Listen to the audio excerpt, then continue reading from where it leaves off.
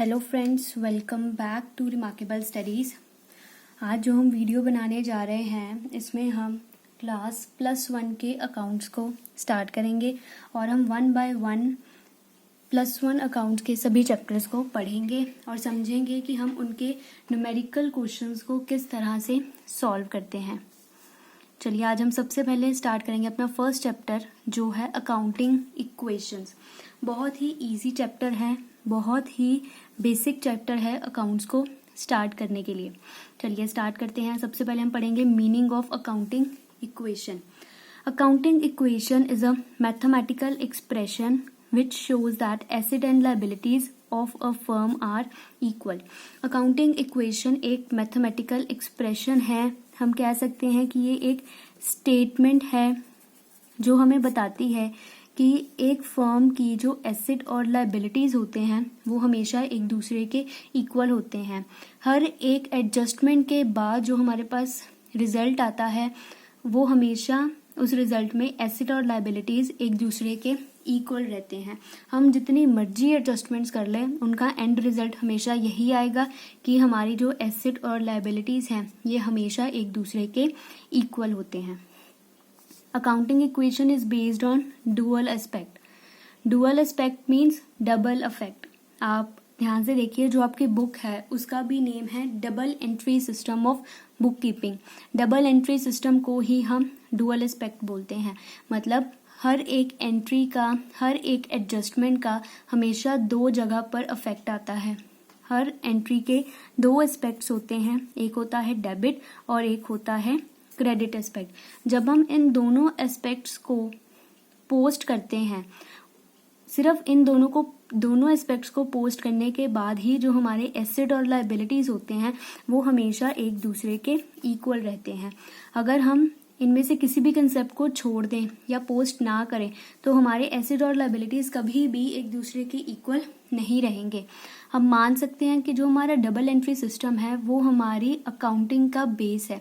हमारी पूरी अकाउंटिंग जो है वो डबल एंट्री सिस्टम के ऊपर ही बेस्ड है। तो अकाउंटिंग इक्वेशन भी जो है वो डुअल एस्पेक्ट के ऊपर ही बेस्ड करता है। आप जब क्वेश्चंस भी सॉल्व करेंगे आप देखेंगे कि हर एक एडजस्टमेंट का दो जगह पर अफेक्ट आता है। चलिए आगे करते हैं। अगर मैंने लिखना हो स्टेटमेंट फॉर्म में तो मैं कैसे लिखूंगी? Asset equal to total claims. Asset equal to total claims. Total claims मतलब टोटल लाइबिलिटीज। टोटल लाइबिलिटीज को हम टू पार्ट्स में डिवाइड करते हैं। एक होता है हमारा प्रोप्राइटर्स क्लेम या प्रोप्राइटर्स लाइबिलिटी, या फिर आउटसाइडर्स क्लेम या आउटसाइडर्स लाइबिलिटीज, कुछ भी आप लिख सकते हैं। प्रोप्राइटर क्लेम होता है जो ओनर है, जो बिजनेस का ओनर है, प्रोप्राइटर है, उसके जो क्लेम्स हैं वो हम प्रोप्राइटर क्लेम में मेंशन करते हैं। और प्रोप्राइटर को छोड़कर जितने भी बाकी के क्लेम्स हैं उन सभी को हम आउटसाइडर क्लेम्स में मेंशन करते हैं। तो हमारे पास दो तरह के क्लेम्स होते हैं हमेशा, प्रोप्राइटर क्लेम और आउटसाइडर्स क्लेम। अब अगर मैंने इस स्टेटमेंट को थोड़ा सा और इलेबोरेट करना हो तो मैं लिख सकती हूँ assets equal to liabilities plus capital. ये जो लाइबिलिटी है ये है हमारी आउटसाइडर्स क्लेम जो होते हैं, ठीक है, और जो कैपिटल है वो होता है हमारा प्रोप्राइटर्स क्लेम। इस स्टेटमेंट को मैंने जो था क्लेम्स में, इसको मैंने टू पार्ट्स में डिवाइड कर दिया, लाइबिलिटीज और कैपिटल में। यही हमारी बेसिक स्टेटमेंट है जो हम अकाउंटिंग इक्वेशन चैप्टर में पढ़ते हैं। पूरा चैप्टर जो है वो हमारा इसके ऊपर ही बेस्ड है। Asset equal to liabilities plus capital. Capital होती है प्रोप्राइटर की और लाइबिलिटीज में हम आउटसाइडर्स लाइबिलिटीज को लिखते हैं। एसेट्स में हमारे सभी एसेट्स हम इंक्लूड करते हैं। हम कह सकते हैं कि हमारी जो पूरी अकाउंटिंग है वो इन्हीं तीन कंसेप्ट्स के ऊपर जो है वो बेस्ड है। अब हम 1 बाय 1 पढ़ेंगे कि इन तीन एस्पेक्ट्स में हम क्या क्या इंक्लूड करते हैं। उससे पहले हम पढ़ते हैं कि हम कौन कौन सी ट्रांजैक्शंस को अकाउंटिंग इक्वेशन में पढ़ते हैं। इसमें हम दो तरह की ट्रांजैक्शंस पढ़ते हैं, ट्रांजैक्शंस अफेक्टिंग 2 आइटम्स और ट्रांजैक्शंस अफेक्टिंग 3 आइटम्स। 2 आइटम्स में जो अफेक्ट है वो 2 चीज़ों पर पड़ता है और 3 आइटम्स में अफेक्ट जो है वो 3 चीज़ों पर पड़ता है। हम 1 बाय 1 पढ़ेंगे ये कौन कौन सी आइटम्स हैं, इनको हम एडजस्ट कैसे करते हैं। सबसे पहले अब हम पढ़ते हैं कि जो ये हमने एसेट टर्म लिखी है ये क्या होती है और हम इसमें क्या क्या इंक्लूड करते हैं, क्योंकि आपको जब तक अच्छे से क्लैरिटी नहीं होगी कि एसेट्स क्या हैं, लाइबिलिटीज़ क्या हैं, कैपिटल क्या है, इनमें हम क्या क्या चीज़ें इंक्लूड करते हैं, आप तब तक अपना क्वेश्चन सॉल्व नहीं कर सकते। इवन आप कोई भी क्वेश्चन अच्छे से सॉल्व नहीं कर पाओगे अगर आपको क्लैरिटी नहीं है कि एसेट्स, लाइबिलिटीज़ और कैपिटल क्या होते हैं हमारे। चलिए हम सबसे पहले आज इन्हीं को पढ़ेंगे, क्योंकि ये क्लियर होंगे तो आपके इजीली जो है वो सारे क्वेश्चन सॉल्व हो जाएंगे। चलिए सबसे पहले पढ़ते हैं हम एसेट्स के बारे में। एसेट्स के लिए हमेशा ध्यान रखिए हम एक वर्ड यूज करते हैं जो होता है ओन्ड। ओन्ड मतलब जो हमारा अपना है। जो एसेट्स होते हैं वो ओन्ड माने जाते हैं, हमेशा हमारे अपने होते हैं। इसके ऊपर सिर्फ और सिर्फ हमारा अपना, या अगर मैं फर्म की बात करूं तो सिर्फ और सिर्फ एसेट्स के ऊपर फर्म का ही राइट होता है। अब मीनिंग पढ़ लेते हैं। An asset is a resource with economic value that corporation controls with the expectation that it will provide a future benefit। Asset एक रिसोर्स है जिसकी एक इकोनॉमिक वैल्यू है, जिसे कोई भी कॉरपोरेशन या फर्म कंट्रोल करती है, होल्ड करती है, यूज करती है इस एक्सपेक्टेशन से कि फ्यूचर में उसे उस एसेट से कोई बेनिफिट मिलेगा, उसको कुछ फायदा होगा उस रिसोर्स से। उन सभी रिसोर्सेज को हम एसेट्स बोलते हैं। All those resources which provide us a future benefit are called assets. अब एसेट्स में हम क्या क्या चीज़ें इंक्लूड करते हैं। सबसे पहले देखिए एसेट्स में हम इंक्लूड करते हैं cash at bank. Cash at bank का मतलब होता है वो पैसा जो मैंने बैंक में डिपॉजिट करवाया हुआ है। It means any amount that is deposited with bank in firms bank account. Suppose मेरी एक फर्म है ABC, ठीक है, मैंने उसका PNB में एक अकाउंट खुलवाया है फर्म के नेम से और उसमें मैंने 10,000 रुपीज़ जो है वो डिपॉजिट करवाया है। ये जो 10,000 रुपीज़ है ये मेरी अमाउंट है जो मेरी कैश एट बैंक के अंदर आएगी। कैश एट बैंक, वो पैसा जो मेरा बैंक में जमा है फर्म के नेम पर, वो होता है हमारा कैश एट बैंक। उसके बाद आता है cash in hand. It means the total amount of accessible cash that is present in business. वो अमाउंट जो इस वक्त मेरे बिजनेस में प्रेजेंट है, हम उसको बोलते हैं कैश इन हैंड। जैसे सपोज करें, हम कई बार बोलते हैं कि गल्ले में इतने पैसे हैं, वो जो गल्ले में अमाउंट होती है ना, उसको हम बोलते हैं कैश इन हैंड। प्रेजेंट हमारे पास कितने पैसे पड़े हुए हैं, वो होता है cash in hand. Cash at bank, जो पैसा बैंक में डिपॉजिट करवाया है, और कैश इन हैंड, वो पैसा जो इस टाइम हमारे बिजनेस में पड़ा हुआ है। इसके बाद थर्ड आता है हमारे पास फर्नीचर एंड फिक्सचर्स। फर्नीचर, मेरी एक सपोज कर लीजिए मेरी एक फर्म है। फर्म में कितनी तरह का फर्नीचर पड़ा होता है। टेबल है, चेयर है, AC लगा हुआ है, डेस्क हैं, या फिर शोकेस वगैरह है, कोई अलमीरा है। ये सारे आइटम्स हम फर्नीचर में इंक्लूड करते हैं। कोई भी जो मूवेबल आइटम है जिसको हम फर्नीचर की कैटेगरी में डालते हैं, वो सारी चीज़ों की हम यहाँ पर बात कर रहे हैं। अब देखिए, अगर मैं बोलूँ कि मेरे फर्म में एक टेबल पड़ा है, चेयर पड़ी है, तो मैं उसको जब अकाउंट्स में दिखाऊंगी, शो करूंगी, तो मैं कभी ये नहीं लिखूंगी कि टेबल, मेरे पास एक टेबल है, एक चेयर है। No, we always write it by name furniture. हम हमेशा फर्नीचर या फिक्सचर से ही उसकी एंट्री करेंगे। फर्नीचर एंड फिक्सचर्स में अंडरस्टूड होगा कि हम टेबल, चेयर किसकी बात कर रहे हैं, ठीक है। So furniture and fixtures are movable item, these are long term assets. ये लॉन्ग टर्म एसेट्स होते हैं। ये हम आगे चलकर चैप्टर्स में पढ़ेंगे कि long term, short term assets कौन से होते हैं। उसके बाद देखिए आता है plant and machinery. Plant and machinery में हम इंक्लूड करते हैं सभी तरह की मशीन्स जो हमने अपनी फर्म में इंस्टॉल करवाई हैं अपने आगे प्रोडक्शन प्रोसेस के लिए, या जिनसे हमें कोई बेनिफिट मिलेगा। उन सभी मशीन्स को भी हम एसेट्स की कैटेगरी में ही जो है वो इंक्लूड करते हैं। These are also the long-term capital assets of the organization. It includes all those items that organization have installed in the organization. सभी machines जिनको हमने इंस्टॉल किया है फर्म में, उन सभी को हम एसेट्स की कैटेगरी में इंक्लूड करते हैं। उसके बाद आता है हमारे पास point stock, very very important point stock.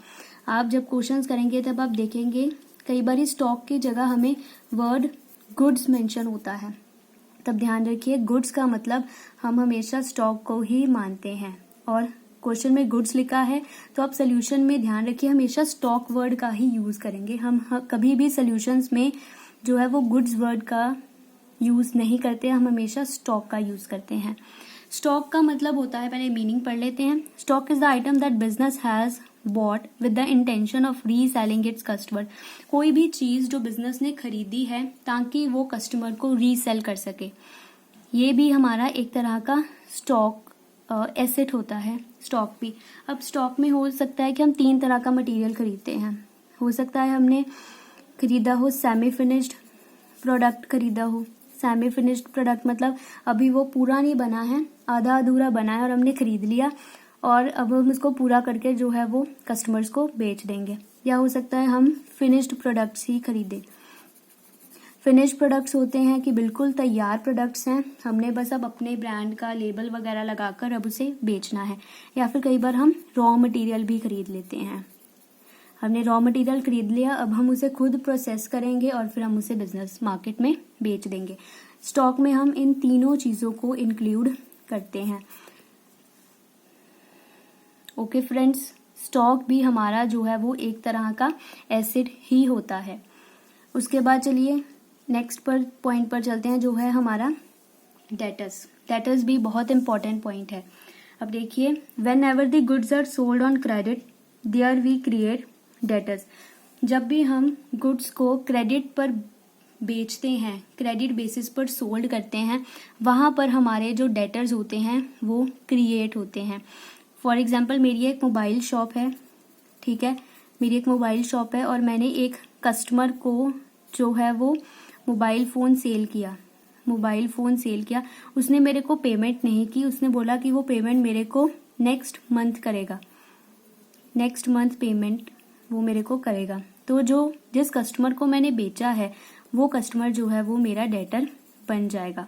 Credit basis होता है कि मैंने आज अगर चीज़ बेची है तो मैंने उसकी पेमेंट नहीं ली, पेमेंट मेरे को कुछ टाइम के बाद मिलेगी, हम उसे बोलते हैं credit basis. When cash is not received at the time of sale। Debtors भी हमारा एक तरह का एसेट ही होता है, क्योंकि अब मैंने डेटर्स क्रिएट कर लिया, फ्यूचर में जाकर डेटर्स मेरे को पेमेंट करेंगे तो मेरे बिजनेस को तो बेनिफिट मिलेगा क्योंकि कैश आएगा बिजनेस में।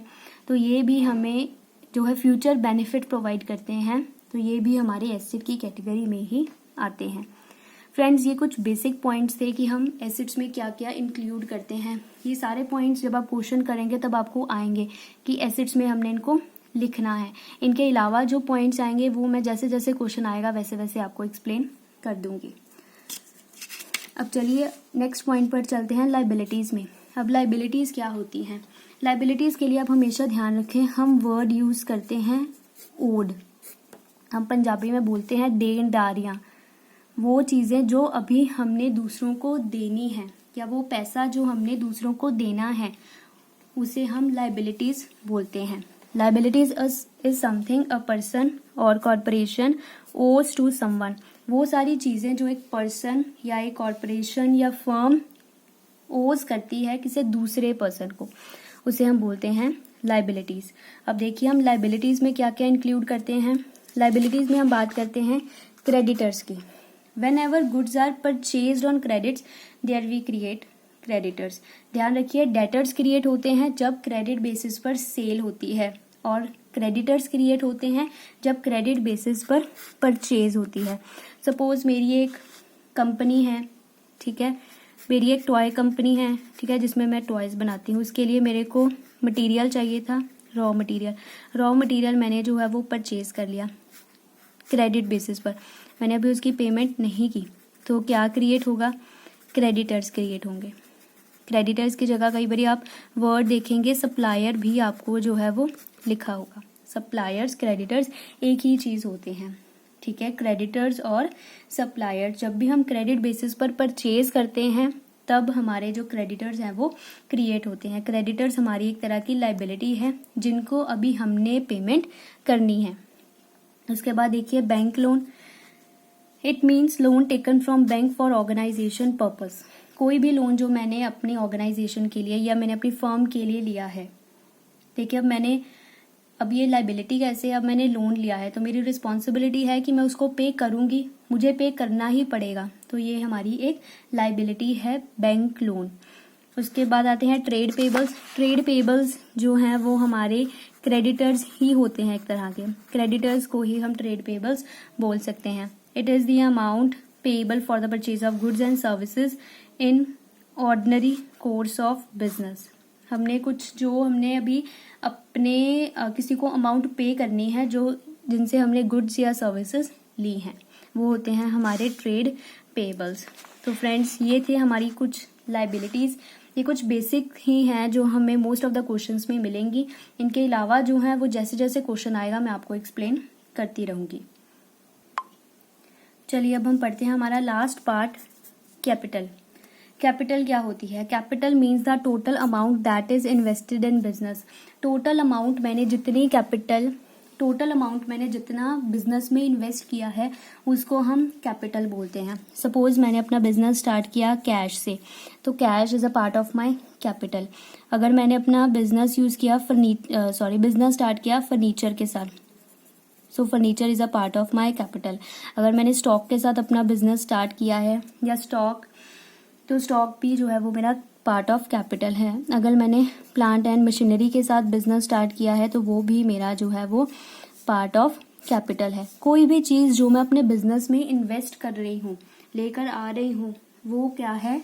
वो एक तरह की मेरी कैपिटल है। अब देखिए उसके बाद हम कुछ और टर्म्स को इस चैप्टर में पढ़ेंगे जो है इसमें फर्स्ट है ड्राइंग्स।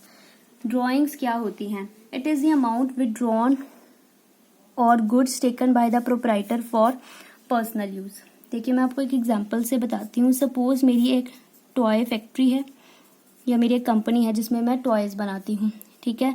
उसमें से जो टॉयज़ बने थे उनमें से सपोज 5 टॉयज़ जो हैं वो मैंने अपने लिए ले लिए, अपने लिए, ठीक है। तो हम इन्हें क्या बोलेंगे? मैंने इन्हें सेल तो नहीं किया। बिजनेस का मेन पर्पस क्या होता है? सेल करना कस्टमर्स को। अब मैंने किसी कस्टमर को सेल नहीं किया, ये मैंने खुद ही बिजनेस में से निकाल लिए हैं अपने लिए, तो इन्हें हम बोलते हैं ड्राइंग्स। वो सारी चीज़ें जो प्रोप्राइटर अपने पर्पस के लिए बिजनेस से निकाल लेता है उन्हें हम बोलते हैं ड्राइंग्स। जैसे बिजनेस में सपोज 50,000 कैश था, उसमें से मैंने 10,000 यूज़ कर लिया अपने घर का इलेक्ट्रिसिटी बिल देने के लिए, तो वो इलेक्ट्रिसिटी बिल जो है मैंने अपने घर के लिए दिया है, बिजनेस के लिए नहीं दिया, तो उसे हम ड्राइंग्स बोलेंगे। आप देखेंगे आपको कई बार कितने सारे नाम से जो है वो दिया होगा क्वेश्चन में। जैसे कई बार आपको दिया होगा प्राइवेट पर्पसेस या पर्सनल पर्पसेस या फिर डोमेस्टिक यूज़, ठीक है। या फिर कई बार आपको ड्राइंग्स नेम ही मेंशन होगा कितनी ड्राइंग्स है, या कई बार आपको खर्चा दिया होगा। जैसे आपको बोला होगा कि मैंने 5,000 रुपीज़ जो है वो अपने इलेक्ट्रिसिटी बिल के लिए पे कर दिए, या मैंने 50,000 जो है वो कार परचेज करने के लिए यूज़ कर लिया, जो कार मैंने अपने लिए खरीदी है, या फिर मैंने 50,000 का जो स्टॉक था वो मैंने बिजनेस से विड्रॉ करवा लिया अपने पर्पस के लिए। तो वो सारा खर्चा जो मैंने बिजनेस में यूज़ नहीं किया, अपने खुद के लिए यूज़ किया, उन सभी चीज़ों को हम ड्राइंग्स बोलते हैं। अब हम क्वेश्चन में सोल्यूशन में ये नहीं लिखेंगे कि मैंने इलेक्ट्रिसिटी बिल दे दिया, कार परचेज कर ली। हम हमेशा ड्राइंग्स वर्ड को ही यूज़ करेंगे इन सबको शो करने के लिए, ठीक है। अब देखिए आगे आता ही है टर्म इंटरेस्ट ऑन कैपिटल। अब देखिए इंटरेस्ट ऑन कैपिटल हम हमेशा फर्म जो है वो प्रोप्राइटर को पे करती है, उस पर्सन को फर्म पे करती है जो बिजनेस में अपनी कैपिटल इन्वेस्ट करता है, जो बिजनेस में इन्वेस्ट करता है। It is the agreed rate of interest which is given to partner or proprietor for their capital investment. ये क्यों पे किया जाता है? क्योंकि हर बिजनेस में एक रिस्क होता है, there is no surety in any kind of business that we get 100% profits. There is no surety, there is always an uncertainty for risk. अब हमें नहीं पता है आज अगर मैंने बिजनेस स्टार्ट किया है तो मुझे प्रॉफिट होगा या लॉस होगा. There is a uncertain factor in every business. तो उस रिस्क फैक्टर के लिए, उस रिस्क को बियर करने के लिए फर्म जो है वो पार्टनर को एक पर्टिकुलर रेट ऑफ इंटरेस्ट जो है वो पे करती है for his or her risk bearing capacity. For example, अगर सपोज करें कि मैंने 1 लाख कैपिटल बिजनेस में लगाई है और हमने डिसाइड किया कि मैं 10% रेट उसके ऊपर दूंगी इंटरेस्ट ऑन कैपिटल, तो जो 10,000 रुपीज़ है वो फर्म जो है वो पार्टनर को पे करेगी फॉर बियरिंग देयर रिस्क. ठीक है, ध्यान रखिएगा जो इंटरेस्ट ऑन कैपिटल है वो एक तरह का एक्सपेंस है फर्म के लिए. फर्म के लिए एक तरह का एक्सपेंस है. उसके बाद देखिए पॉइंट आता है इंटरेस्ट ऑन ड्राइंग्स. ड्राइंग्स का मीनिंग मैं आपको पहले ही बता चुकी हूँ. अब हमारे अकाउंट्स में प्रोविजन है कि अगर कोई भी पार्टनर बिजनेस में से कैश विड्रॉ करवाता है फॉर हिज पर्सनल पर्पसेस तो उसको उसके ऊपर इंटरेस्ट पे करना पड़ता है. इंटरेस्ट ऑन ड्राइंग एक तरह की इनकम होती है फर्म के लिए जो प्रोप्राइटर फर्म को पे करता है. ध्यान रखिएगा, इंटरेस्ट ऑन कैपिटल एक्सपेंस है. इंटरेस्ट ऑन कैपिटल जो है वो फर्म पे करती है प्रोप्राइटर को, और जो इंटरेस्ट ऑन ड्राइंग्स है वो प्रोप्राइटर पे करता है फर्म को. It is an interest on capital is an expense और drawings, interest on drawings is an income for the firm. ये भी हमें एक रेट जो है वो एग्रीड कर लेते हैं जिसके ऊपर हमें इंटरेस्ट जो है वो फर्म को पे करना पड़ता है. ठीक है, अब हमेशा ध्यान रखें. अब ये थे कुछ बेसिक से पॉइंट एसेट, लायबिलिटीज और कैपिटल से रिलेटेड. इसके अलावा इसमें हमारे पास एक पॉइंट आता है एक्सपेंसेस का, ठीक है, और इनकम्स का. आप हमेशा ध्यान रखें जो एक्सपेंसेस और इनकम है वो डायरेक्टली रिलेट करते हैं हमारी कैपिटल से. इनका जो डायरेक्ट इफेक्ट है वो हमारी कैपिटल के ऊपर पड़ता है.